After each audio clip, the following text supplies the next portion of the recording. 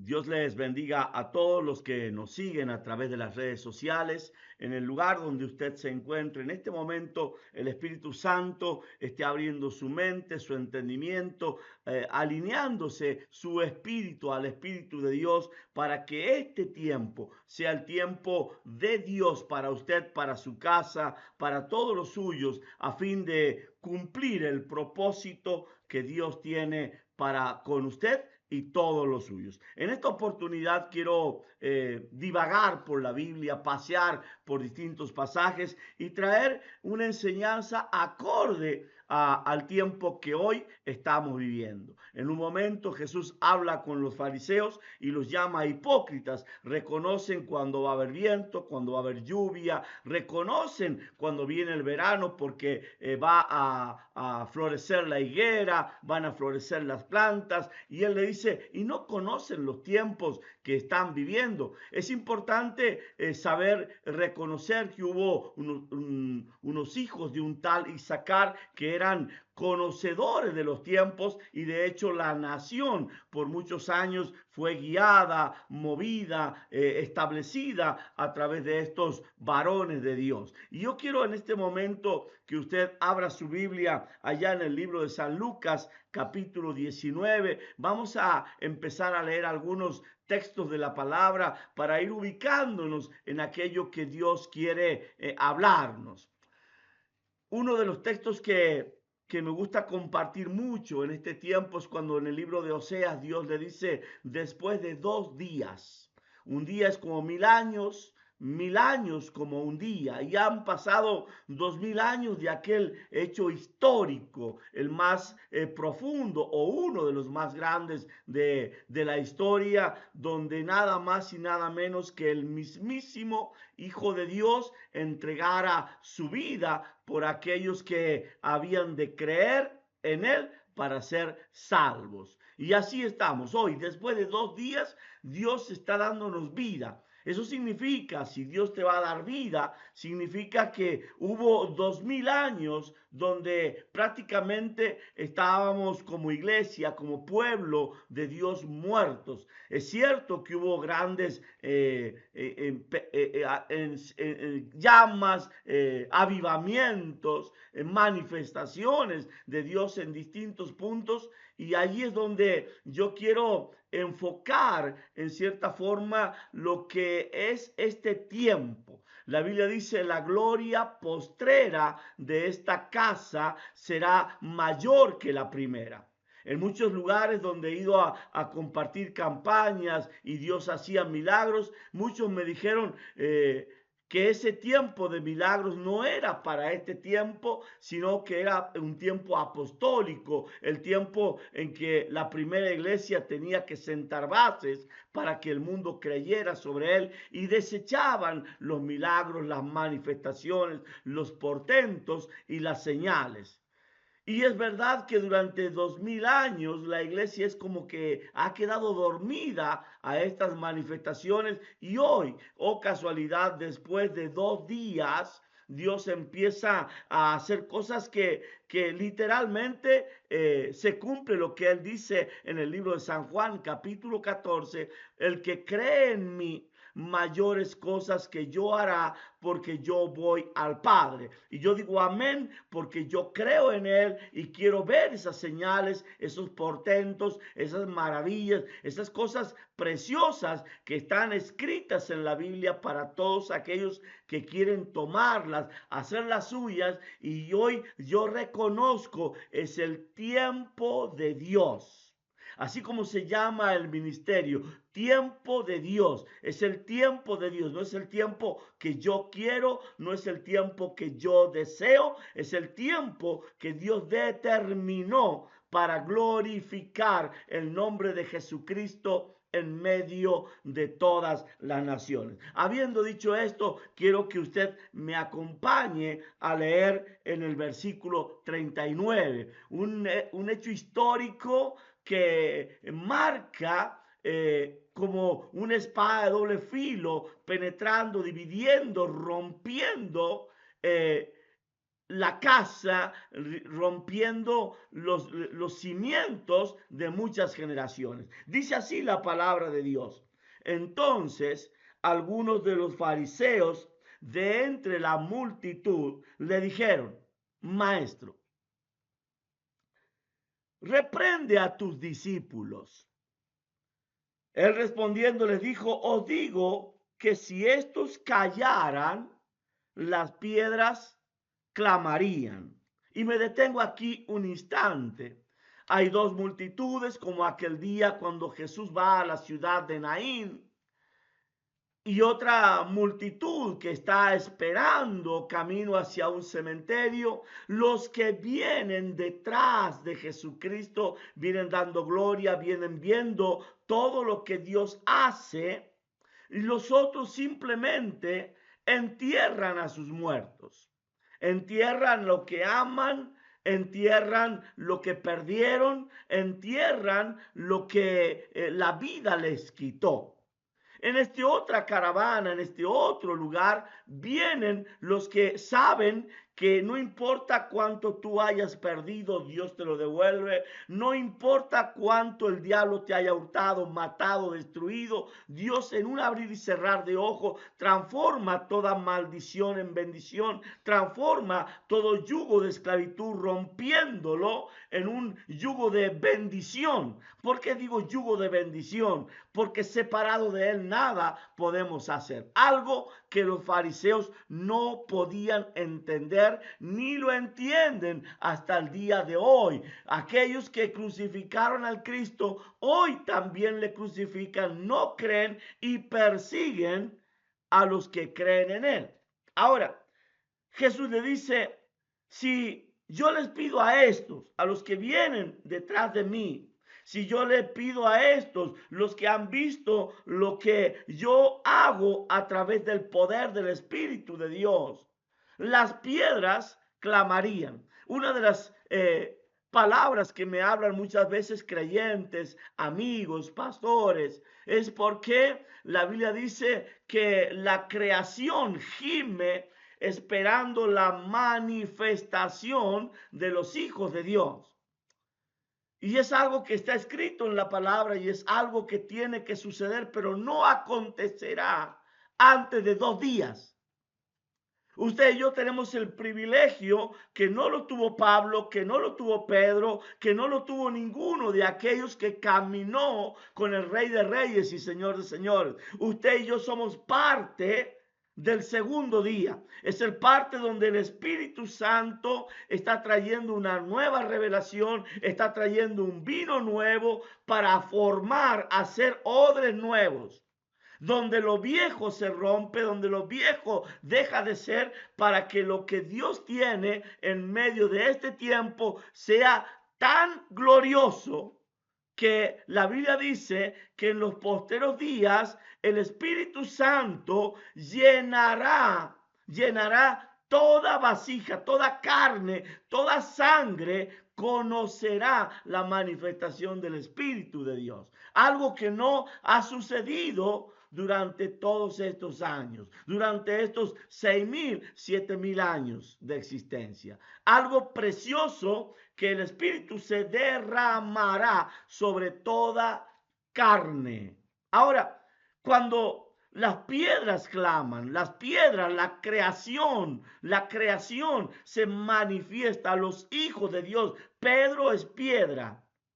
Ahora, cuando los escogidos empiezan a manifestarse, es porque el Espíritu de Dios está colocando en medio de sus tuétanos, en medio de sus huesos, en medio de su espíritu, de su alma dividida, ese fuego, esa llama encendida que nadie puede apagar. Y mire lo que acontece, porque me encanta, me maravilla lo que Dios tiene preparado para un pueblo que ni siquiera está aún despertado. Es como cuando Dios dice el valle de los huesos secos. ¿Vivirán estos huesos? Sopla sobre ellos, simplemente un soplido. Y los huesos empiezan a juntarse, a formarse, y la gloria de Dios a manifestarse. Pueblo que andaba en tinieblas vio gran luz. Es el tiempo de la visitación de la luz como nunca antes vio la humanidad.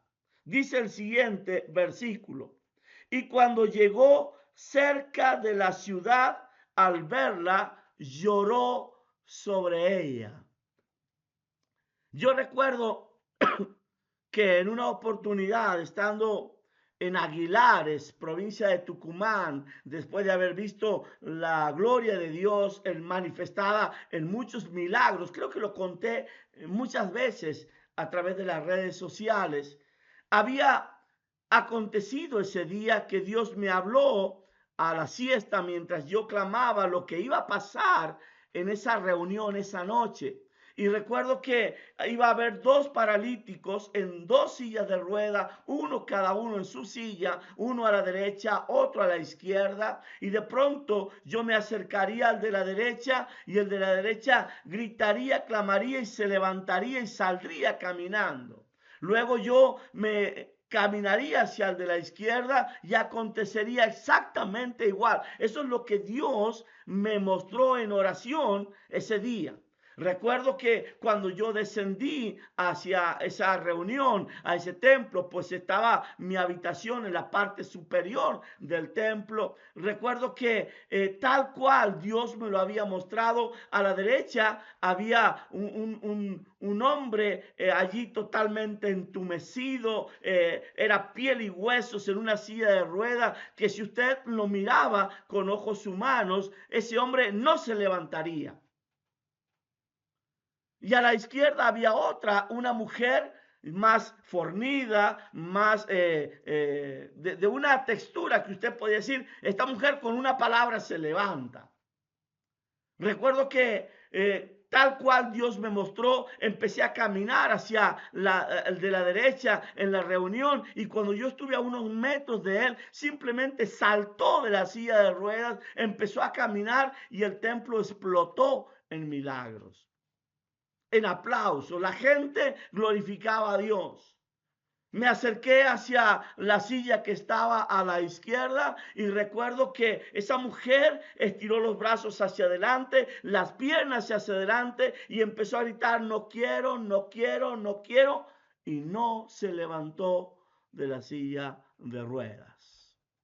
Ahora, yo terminé la reunión y cuando todo el mundo daba gracias a Dios y aplaudía y estaban glorificando a Dios por lo que había pasado, yo subí a mi habitación, ni siquiera descendí a cenar. Y empecé a golpear sobre la cama de rodillas en mi habitación con la luz apagada, llorando y reclamándole a Dios, porque Él me había mostrado que se levantarían los dos paralíticos y literalmente una no quiso hacerlo. Cuando yo leo en el texto que Jesús llega a la ciudad de Jerusalén, la ciudad amada, la ciudad del gran rey, lloró. Yo tengo que decirte que esa noche, mientras yo renegaba contra Dios porque Él me había mostrado algo y no sucedió tal cual yo quería, de pronto escuché una voz que me decía, ¿por qué lloras, hijo de hombre? Y yo enojado porque la mujer no se había levantado, porque él me había dicho que se levantaría y no se levantó, volvió a repetirme, ¿por qué lloras, hijo de hombre? Y en un momento la habitación se alumbró. Fue una luz tan fuerte que yo solamente estaba con mi cabeza apoyada sobre la cama y escuché al Espíritu Santo de Dios llorar. Sé que el llanto de un niño es molesto y te estremece, pero el llanto del Espíritu Santo es peor. Yo soy el que llora porque mi iglesia es la que tiene todo poder, toda autoridad para levantarse, pero todos están cómodos en su incomodidad y ninguno se mueve. Ahora Jesús llega a la ciudad de Jerusalén la ciudad que tenía que recibirlo, la ciudad que tenía que hacer lo mismo que el rey David cuando entraba en la ciudad, colocar allí las grandes puertas, levantar las cabezas, los sacerdotes, oh puertas eternas, levantad vuestras cabezas. De pronto la ciudad se cierra. Los grandes sacerdotes, los que habían tenido la confianza de parte de Dios de ser los que guardan la viña, se adueñaron de ella. Y de pronto, conforme dice la palabra, había que matar al hijo para apoderarse de la viña. Jesús lloró y dice la palabra de Dios diciendo, oh, si tú también conocieses a lo menos en este tu día, en este tu día. Cuando digo este tu día, entiendo que hay un día señalado. Hubo un día señalado para que un tal Zaqueo puro subiera a un árbol y desde arriba él mirara a Dios, el primer y único hombre en toda la humanidad que miró a Dios estando él arriba y Dios abajo. Y el que estaba abajo, el que venía con la carga de ser crucificado, el Cristo, el maldito por los hombres. Recuerde lo que dice el libro de Salmos, es contado entre los gusanos. Él mira hacia arriba y le dice, Zaqueo, date prisa. Hoy es necesario que yo pose en tu casa. El día había llegado. El día había sido marcado. Por eso es que la Biblia nos enseña en Isaías, buscarle entre tanto que Él está cercano. Y de pronto Jerusalén, la ciudad del gran rey, los que tenían las llaves, le cierran la puerta nada más y nada menos que a Dios. Y dice la palabra de Dios, mas ahora está encubierto a tus ojos. Cuando yo leo esta palabra, siempre pido a Dios que a través de estas enseñanzas, que a través de esta escritura, las vendas que hay sobre los ojos de todos aquellos que hoy están escuchando esta palabra, les sea quitada, los ojos les sea abierto, las escamas se les caigan, para que vean claramente, para que el Espíritu Santo de Dios les muestre y les dé luz, para que empiece a haber llamas encendidas en medio de ellos. Y dice en el versículo 43, porque vendrán días sobre ti. Está hablando de Jerusalén. Está hablando de los escogidos. Está hablando de aquellos que en el libro de Éxodo capítulo 20, la palabra de Dios, no os ha escogido Dios a vosotros por ser mejores que los otros pueblos, pues eran lo más insignificante de todos los pueblos. Y qué maravillosa es la palabra, porque lo vil, lo menospreciado, escogió Dios para burlarse de los sabios, de los entendidos. Isaías 29 también lo manifiesta. Ahora está en Jerusalén. Están ahí en el pueblo que él escogió. Y dice la palabra de Dios, vendrán días sobre ti cuando tus enemigos, escúchelo bien, no dice mis enemigos, dice tus enemigos, te rodearán con vallado y te sitiarán y por todas partes te estrecharán. Estamos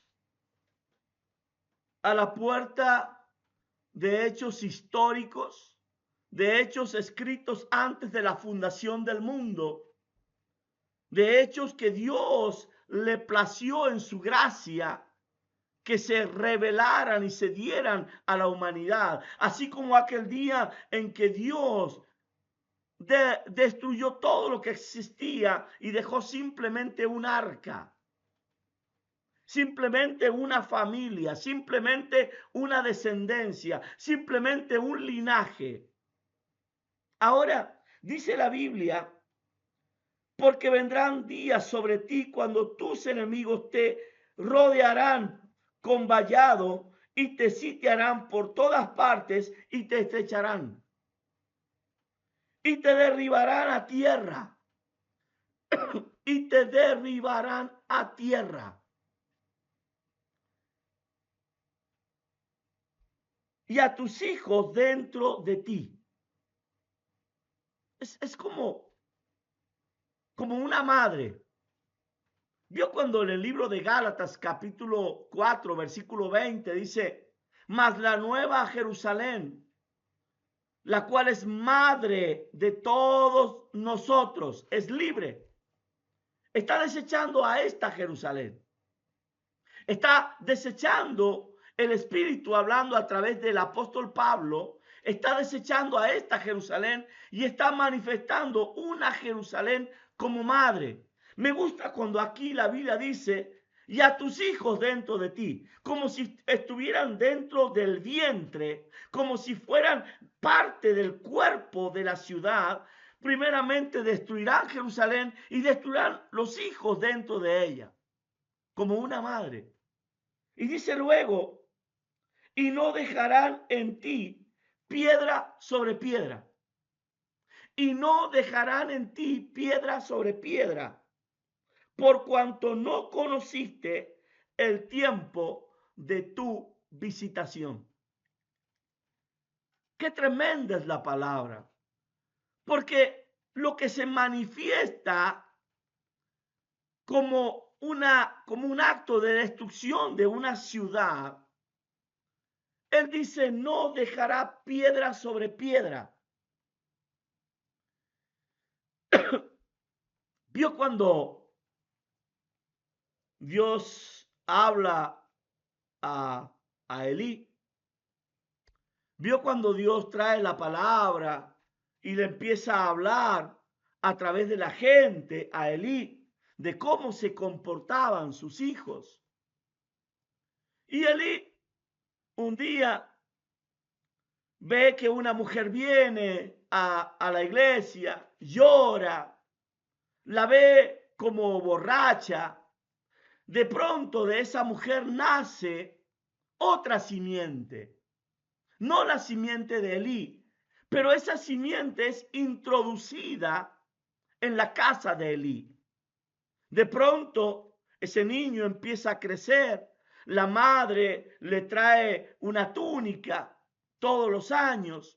Esa túnica es cada vez mayor, más grande. Esa túnica es cada vez más bonita, más espectacular. Quizás como la de ese tal José, a quien el padre le hizo tejer una túnica de colores. Y de pronto Samuel iba metiéndose en la túnica y creciendo con la túnica. No sé si usted me está entendiendo, pero sé que el Espíritu Santo ya está revelando a sus escogidos lo que estoy hablando. De pronto, la túnica queda tan bien formada y tan bien en el cuerpo de Samuel, que Samuel empieza a escuchar voces que nunca antes, fuera del linaje de Aarón, había escuchado. Y empieza a hablar cosas que nunca nadie fuera del sacerdocio de Aarón había hablado. Y de pronto ese Samuel es el que empieza a hablar y el pueblo a reconocer. Y dice la Biblia que un día Elí y toda su casa cayeron, murieron. Y Samuel se convirtió en el profeta del pueblo de Dios. Acá cuando dice la palabra, no quedará piedra sobre piedra, no solamente está hablando de la destrucción, destruir el escudo de hierro, destruir la ciudad. Piedra es Pedro. Piedra es aquel que es sacado de la roca, es sacerdote. No como el maestro, porque grande es el maestro, él es la roca inconmovible, pero Pedro es piedra. Y él está diciendo, esta ciudad se quedará sin sacerdote, no habrá sacerdocio, lo destruiré. Ese es el tiempo que tenemos que entender que ya está aconteciendo. Quiero que me acompañe y vamos a leer lo que dice el libro de San Mateo, capítulo 21. Cuando usted lo tenga, vamos a leer usted y yo juntos, para que usted entienda, según el Espíritu Santo le va revelando y le va trayendo a tu espíritu, a su espíritu, la manifestación de lo que Dios está haciendo. Porque Dios no hace nada sin antes hablar a sus escogidos. ¿Vio cuando dice Jesús allá en el libro de San Juan? Ya no los llamaré más siervos, sino amigos, porque el siervo no sabe lo que hace su Señor. El amigo sí sabe y entra y sale, y sea que esté adentro, que esté afuera, siempre tiene abundancia, siempre hay pasto, siempre hay revelación para él. Pues el tiempo de los siervos tiene su fin. Las piedras están siendo removidas, están cayendo en tierra. Y el versículo 42 dice la palabra de Dios en el libro de San Mateo, capítulo 21. Jesús le dijo a una pregunta, vamos a leer el versículo 41. Le dijeron, a los malos destruirá sin misericordia y arrendará su vida a otros labradores que le paguen el fruto a su tiempo. Jesús le dijo, nunca leíste las escrituras, nunca leíste las escrituras. La piedra que desecharon los edificadores ha venido a ser cabeza del ángulo. El Señor ha hecho esto y es cosa maravillosa a nuestros ojos. No es cosa maravillosa a los ojos de todos. Es cosa maravillosa a los entendidos, a los que están en el tiempo de Dios. Y es cosa maravillosa a nuestros ojos, visión, manifestación, revelación. Por tanto os digo que el reino de Dios será quitado de vosotros y será dado a gente que produzca frutos de él. Que produzca frutos de él. Sé que inmediatamente cuando decimos la palabra frutos, se nos viene a la mente como una flecha los frutos del Espíritu. Acá dice frutos de él. ¿Cuáles son los frutos de él? Algo que muchos han celebrado estos días fue el Día del Amigo, el 20 de julio. Día del Amigo. Y yo decía, si yo llego a colocar, si Rubén del Moral llega a colocar una carta, una tarjeta en el Día del Amigo, donde a sus amigos él les dice, vosotros seréis mis amigos si hacéis lo que yo os digo. ¿Con cuántos amigos Rubén del Moral se quedaría? Ahora, es curioso porque estas son palabras de Jesús. Vosotros seréis mis amigos si hacéis lo que yo os digo. ¿Cuáles son los frutos de Jesús? En un momento Jesús dice, los gobernantes de las naciones se enseñorean de ellas y tienen sobre ellas potestad. Toma a sus discípulos, se da vuelta hacia ellos y les dice, mas no será así entre vosotros, sino que el que quiera ser grande entre vosotros será el siervo de todos. Una de las palabras que muchos sacerdotes, siervos de Dios, ha tomado como parte de la palabra de Dios es cuando David dice, no puedo yo vivir en semejante palacio y Dios vivir en tiendas. Y de pronto, sacerdotes tomaron esa palabra. ¿Cómo la casa de Dios puede estar en estas condiciones y el siervo de Dios vivir en estas condiciones? Mientras hermanos, ovejas son personas que viven tan bien. Y de pronto ponen una carga sobre la iglesia donde tienen que bendecir al pastor, porque el pastor es la cabeza de la iglesia. Y de hecho, durante muchos años se han visto sacerdotes ricos, iglesias pobres. Cuando la Biblia nos enseñó que si verdaderamente queremos ser grandes sacerdotes, tenemos que ser siervos de todos. Ahora nos coloca en situación diferente. ¿Cuánta gente maldice palabras que están escritas y que Jesús las manifiesta? Está bien hacer esto sin dejar de hacer aquello. Y estoy hablando cuando habla del diezmo. ¿No se debe diezmar, pastor? Claro que se debe diezmar, pero también se debe tener misericordia, también se debe tener obediencia a la palabra. Hay que hacer una cosa sin dejar de hacer aquello. Pero ¿cuántos tomaron el diezmo, tomaron los pactos, tomaron las ofrendas para hacerse grandes, para enriquecerse, para vivir en ostentos y perdieron la calidad de ser siervos, de ser amigos, de estar primero cumpliendo lo que dice el libro de Isaías 58? Si partieres el pan con el hambriento, si partieres el pan con el hambriento, estas son las bendiciones que te doy. Léala.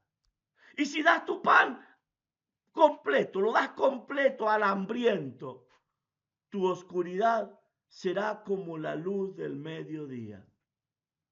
No habrá para ti tinieblas, pero tienes que darlo. Y al darlo, claro que sí, te despojas. Ahora, cuando yo entiendo en mi espíritu estas palabras, veo por qué Jesús, el Hijo de Dios, no fue bien recibido en medio de un sacerdocio que mantenían sus oraciones en público para que la gente los aplaudiera, que vestían ostentosamente para ser vistos por la gente, ocupaban las primeras bancas. Y Jesús destruye todo eso. Y ahora dice en el versículo 43, por tanto os digo que el reino de Dios será quitado de vosotros. ¿De quiénes?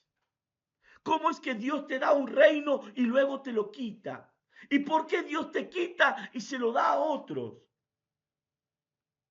Y me pregunto hoy, 2000 años después de la resurrección del Rey de Reyes, Señor de Señores, el cumplimiento del libro de Oseas, capítulo 2. Después de 2 días les daré vida y al tercer día los resucitaré. Y de pronto hoy Dios trae esta luz, trae este conocimiento, trae este entendimiento a alguien a quienes Dios le está quitando el velo.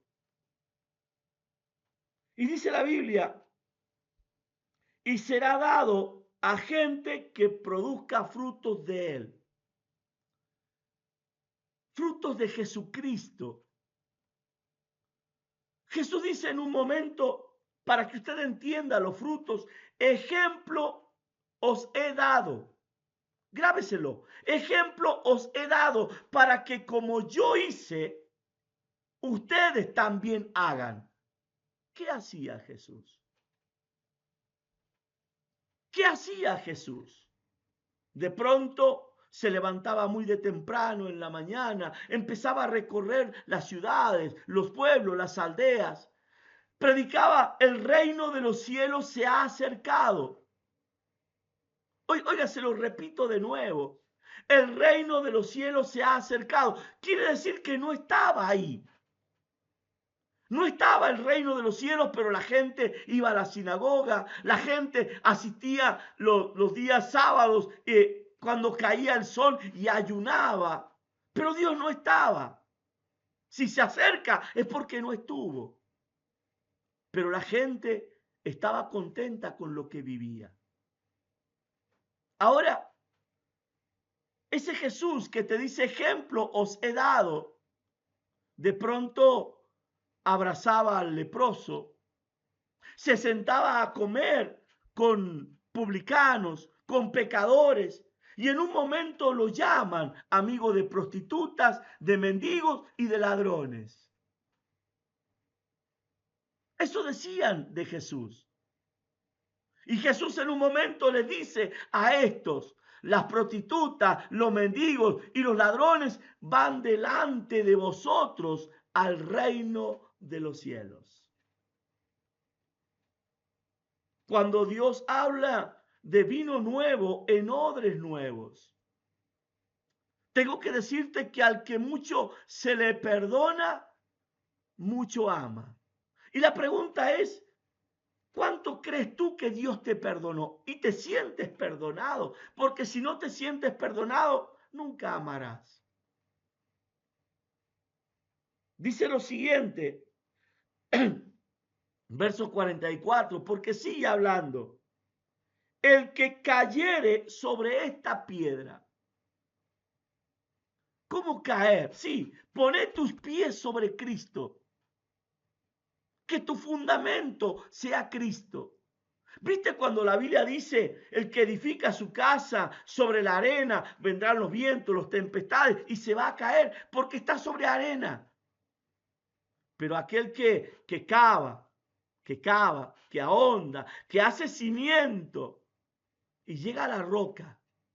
¿Cómo hago cimiento, Dios? ¿Cómo se cava para llegar a Cristo? ¿Cómo se cava para llegar a Cristo? Porque Cristo está abajo. Tú puedes levantar los ojos y orar. Y Él lo abarca todo en todo, pero al momento de pararte, Cristo tiene que estar abajo. Tus pies tienen que estar sobre Él. Y la pregunta es, ¿cómo se cava para llegar a Cristo? Un día, quien era mi pastor me dijo, Rubén, tienes que tener dos preocupaciones en tu vida, dos preocupaciones. Ya tengo muchas preocupaciones. Eso no es nada. Si tú tienes estas dos preocupaciones, lo otro no es nada. ¿De qué debo preocuparme? Primeramente, preocúpate porque tu nombre esté escrito en el libro de la vida. De que allá en el cielo tú seas conocido. Haz obras que lleguen al reino de los cielos. Haz pactos como Samuel para que ese humo, esa presencia llegue al mismo trono de Dios, que el trono de Dios te conozca. Y la segunda gran preocupación que tú tienes que tener es descender tan profundo que el diablo sepa quién eres tú. Porque aquel a quien el diablo no conoce, no respeta. Pero si el diablo sabe que tú has llegado a la roca y de que tú estás cimentado en la roca, de que tus pies no se mueven de la roca, entonces tendrá miedo y huirá de ti. Dos preocupaciones: que Dios se agrade de ti cuando haces tesoros en los cielos, y que el diablo tenga miedo de ti porque tú eres de los que descienden y le arrebatan las almas, las llaves y el imperio que él tiene. Ahora, sabiendo que Jesús dejó ejemplo de esto porque él descendió, sabiendo que él tomaba de las ofrendas y las daba a la gente, así como cuando el rey David fue y tomó de los panes de la proposición. No tengas temor de darle al que tiene hambre. Porque cuando tú haces eso, Jesús dice: bendito de mi Padre, por cuanto lo hiciste a uno de mis pequeños, a mí me lo hiciste. No tengas temor de orar, no tengas temor de hablar de Jesús.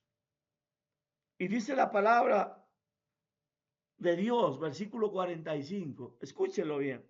Y oyendo sus palabras, los principales sacerdotes y fariseos entendieron que hablaban de ellos. Qué triste debe ser que Dios te hable y te diga: se acabó tu tiempo. Ya no hay más oportunidad para ti. Toda la humanidad vivirá este momento. ¿Cuándo lo vive la humanidad? ¿Cuándo lo vive el simple? El día de la muerte. Ahí es cuando descubre si hizo bien o si hizo mal. Tristemente, muchos descubrirán el día de la muerte sus errores, pero ya no habrá remedio. Ahora, Dios les está hablando a esto. Si tiempo a arrepentirse tendrían. Y no lo entendieron. Pero al buscar cómo echarle mano, temían al pueblo porque éste le tenía por profeta. ¿Cómo entendemos este tiempo y cómo me aferro a Jesucristo en medio de tantas controversias, palabras, testimonios y hechos que aún se manifiestan a través de las redes? Una de las grandes cosas que Satanás, o una de las cosas que Satanás intentará hacer en este tiempo, es borrar, quitar el nombre de Jesucristo. Algunos lo llamarán demonio, otros dirán que era un hechicero, otros dirán fue un profeta, pero nadie de ellos querrá confesar que Jesucristo es el Hijo de Dios. Triste para ellos, porque cuando la piedra cae sobre ellos, los hará pedazos, los desmenuzará. Lo dice el libro de Mateo capítulo 21, lo dice el libro de Romanos, lo dice el libro de Primero de Pedro capítulo 2, versículo 4 en adelante. La piedra que los edificadores desecharon ha venido a ser piedra de tropiezo y roca que hace caer. Tropiezan por cuanto no creyeron en él ni en su palabra. Y ahí está tu gloria y la mía. Confesar que Jesucristo es el Hijo de Dios para gloria del Dios Padre. Porque todo aquel que le confiesa con su boca y cree en su corazón que Jesucristo es el Señor, será salvo. Leía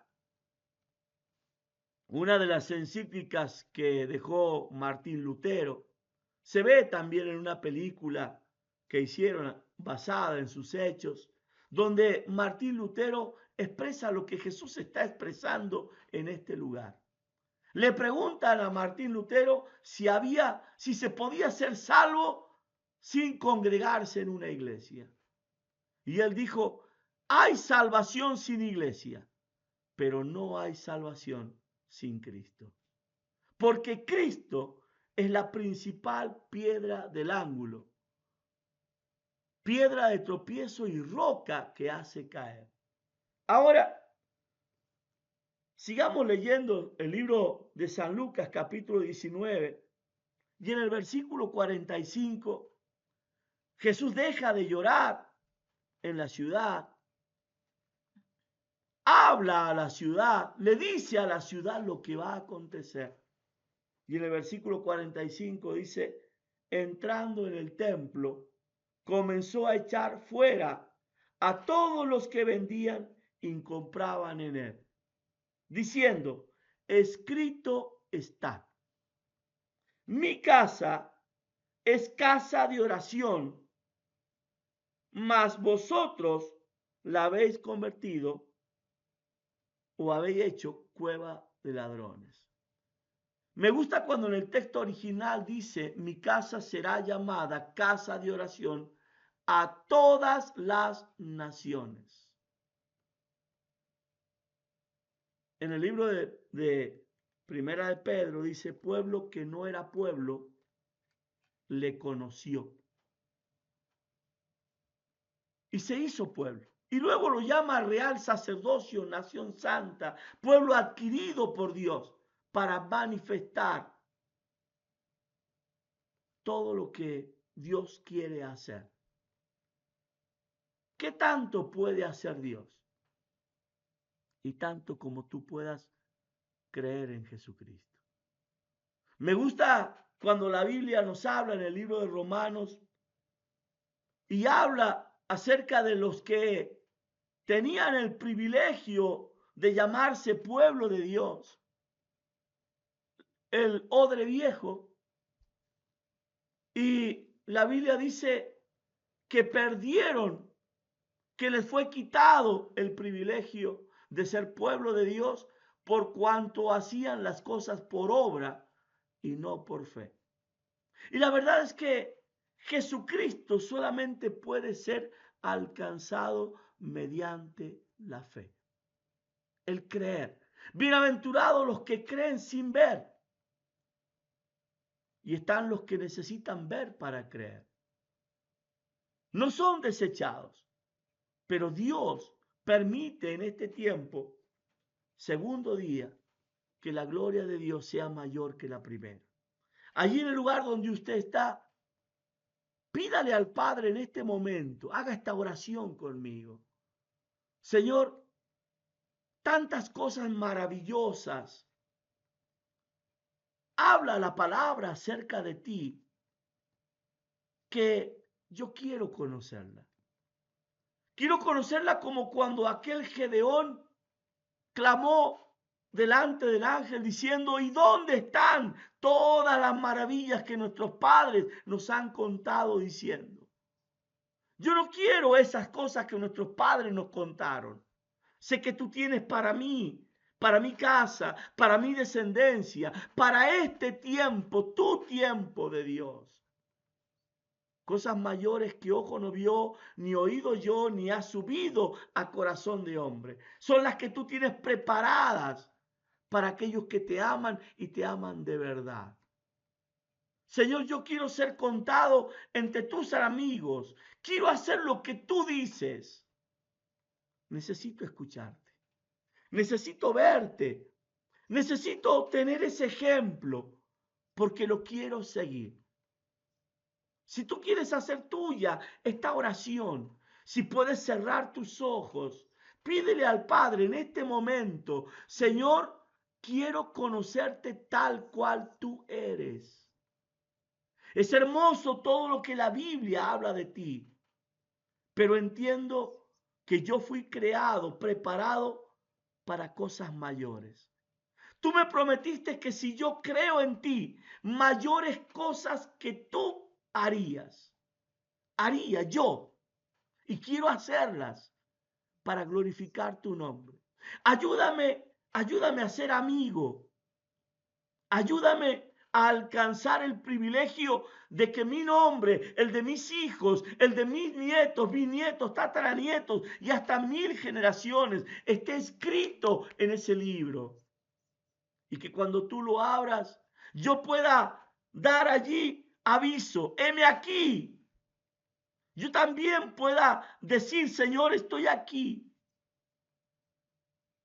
Padre, quiero que tú veas ahora a toda esta multitud que está a través de estas redes sociales, de este servicio, escuchando esta palabra, para que tu Espíritu Santo penetre ahora como espada de doble filo, divida el alma, el espíritu. Deje la tradición, la religiosidad y entre en ese vino nuevo.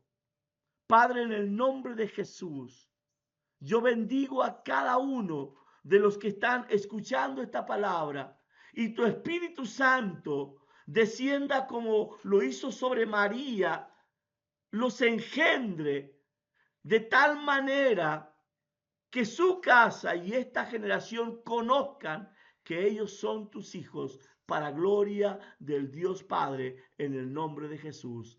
Amén. Que Dios te bendiga a ti y a toda tu casa, y toda artimaña de Satanás sea expuesta y destruida para gloria del Dios al que seguimos y servimos. Que Dios te bendiga.